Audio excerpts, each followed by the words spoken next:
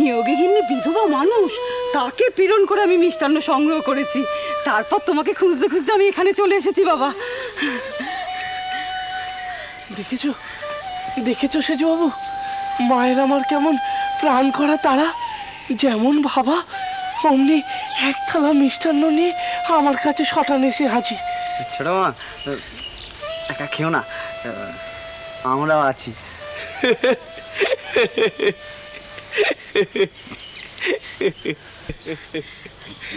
রাজামশাই এখানে আছেন আমি বুঝতে পারিনি। বাবা বাবা তুমি ওনাকে বলো, আমার মায়ের প্রাণ বড় উতলা হয়ে উঠেছিল, তাই জন্য আমি এখানে ছুটে চলে এসেছি। না না, তুমি তুমি বেশ করেছো ভৈরবী। তুমি তোমার ছেলেকে খাওয়াবে, তাতে কে কি বলবে, কার কথা শুনবে? দেখো, আমাদের ছোট মন, নিচু মন, তাতে তো তোমার কোনো দোষ নেই।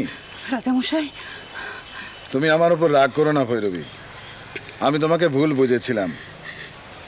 এখন নিজের পাপ বোধে নিজেই ক্লিষ্ট হচ্ছে। বাবা হৃদয়। হ্যাঁ বলুন। তোমরা এটা ভাগ করে খাও বাবা। আচ্ছা আচ্ছা। কিন্তু দেখো আমার বাবা যেন আগে পায়। নিশ্চয় নিশ্চয়। খাও বাবা খাও। না না ছোট না না, খা।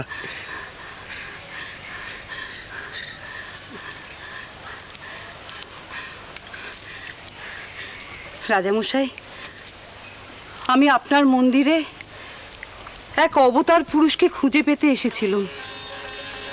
তাকে আমি খুঁজে পেয়েছি। এবার তাকে জগৎ সম্মুখে চেনাবার দায়। কিন্তু এ দায় শুধু আমার একার নয়, এ দায় আমার, আপনার, আমাদের সকলের। আপনি যা বলেছেন, যা ভেবেছেন সব ভুলে যান, তাহলে আমিও সব ভুলে যাব।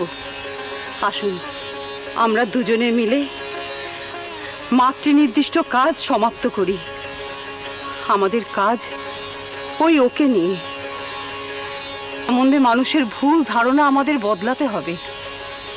বাবা পাগল নয়, বাবা বিকারগ্রস্ত নয়, বাবা ভবরোগী নয়। আপনি দেখুন, বাবা যাতে জগৎজননী শ্রী শ্রী জগদম্বার পূর্ণ প্রসন্নতার অধিকারী হয়ে দিব্যভাবে সুপ্রতিষ্ঠিত হতে পারে। ওমা, মা গো। হ্যাঁ বাবা। সেজবাবুকে অমন জোরাজুরি করো না মা। আমি তোমার সব কথাই সেজবাবুকে বলেছি, কিন্তু ওনার যুক্তিটাও তো ভেবে দেখতে হবে। কি শুনি? অবতার তো 10 জনের বেশি আর নেই, শাস্ত্রেই লেখা আছে। তবে হ্যাঁ, মৎস্যাবতার, কুর্মাবতার, বরাহ অবতার, নৃসিংহ অবতার, বামনাবতার, পরশুরাম অবতার, রাম অবতার, শ্রীকৃষ্ণ বলরাম অবতার, বুদ্ধ অবতার আর কল্কি অবতার। হলো 10 জন। তবে তবে আবার আমি এলুম কোত্থেকে? আমার সব কেমন তালগোল পাকিয়ে যাচ্ছে। বেশ, তাহলে মহাপ্রভু শ্রী চৈতন্য এসেছিলেন কোথা থেকে? মহামতি যিশু এসেছিলেন কোথা থেকে? রাজামশাই তোমাকে যা বলেছেন তাতে তেমন কিছু ভুল নেই বাবা। ঠিকই, ভক্তদের চাহিদা মেটাতে শ্রী ভগবান মায়া সহযোগে জীব ও অবতারাদি নানান রূপ ধারণ করেন। তার মধ্যে 10 অবতারের 10টি রূপই প্রধান। আমি সেই 10 রূপের কথাই এখনই উল্লেখ করলুম। তাহলে তুমি বলো ভৈরবী, তোমার গভীর শাস্ত্রজ্ঞানের ওপর কোনো প্রশ্ন করার ক্ষমতাই আমার নেই, তুমি বলো। 10 অবতারের কথা জানার পরেও শ্রীমদ্ ভগবতে আরো 24টি অবতারের কথা উল্লেখ করেছেন ভগবান ব্যাসদেব। তারপরেও তিনি শ্রীহরির অসংখ্যবার মর্তে আগমনের কথাও উল্লেখ করেছেন। হ্যাঁ, তা তো করেছেন। রাজামশাই, আপনি বৈষ্ণব, বৈষ্ণব শাস্ত্রেও তো মহাপ্রভুর পুনরাগমনের কথা লেখা আছে। তুমি বলো ভৈরব। তিনি নিজের মুখেই বলেছিলেন তিনি আবার আসবেন।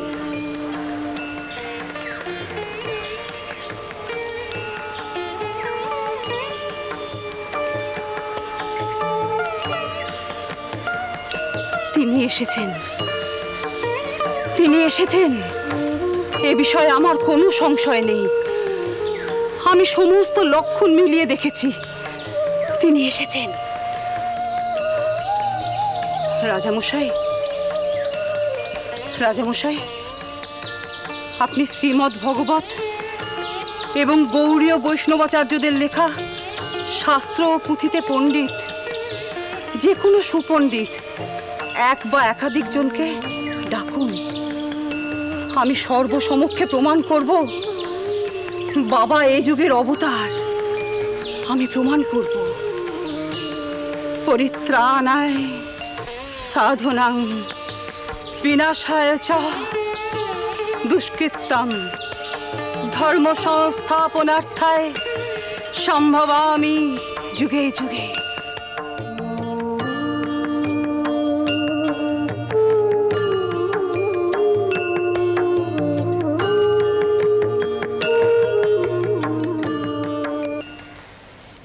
সে কি, এ তো দারুণ সুসংবাদ। আপনার কবিরেজি শাস্ত্র যা পারল না, তান্ত্রিক ব্রাহ্মণী সেই কাজই করে দেখালো। শুনলাম ব্রাহ্মণী বলেছেন নিয়মিত চন্দন এবং অন্যান্য সুগন্ধি চর্চা করলে এ রোগে নিশ্চিত উপশম। আপনি জানেন কি কি উপকরণ ব্যবহার করা হয়েছে? হ্যাঁ জানি বই কি, মানে শুনেছি। না না না, ও লিখে আর কোনো লাভ নেই। কেননা প্রথম এবং প্রধান শর্তটি এমন, আমার তো মনে হয় আপনার জীবদ্দশায় আপনি আর তা পাবেন না। কি রকম? প্রথম শর্ত হলো রোগীকে অবতার লক্ষণ নিয়ে পৃথিবীতে জন্মগ্রহণ করতে হবে। ওই ব্রাহ্মণী ছোট ভরছাছকে অবতার রূপে চিহ্নিত করেছেন। না না, অতটা হয়তো নয়, কিন্তু এই যে অদৃষ্টপূর্ব ঈশ্বর অনুরাগের জন্যে। আপনি আবার ভুল করছেন। ছোট ভরছাছ ঈশ্বর অনুরাগী নন, ঈশ্বর অবতার। আপনি নিশ্চিত? মথুরের মুখে শুনলাম ওই ব্রাহ্মণী নাকি বৈষ্ণব শাস্ত্রের সমস্ত পণ্ডিতদের তর্কযুদ্ধে আহ্বান করেছেন। তিনি নাকি তাদের দেখিয়ে দেবেন মহাপ্রভু শ্রীচৈতন্যের সমস্ত শারীরিক এবং মানসিক লক্ষণ এই নবীন সন্ন্যাসীর মধ্যে বিদ্যমান।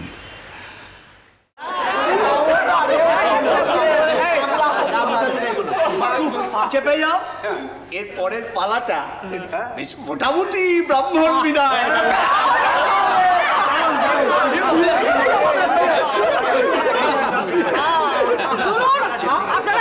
আপনারা একটু ধৈর্য ধরুন।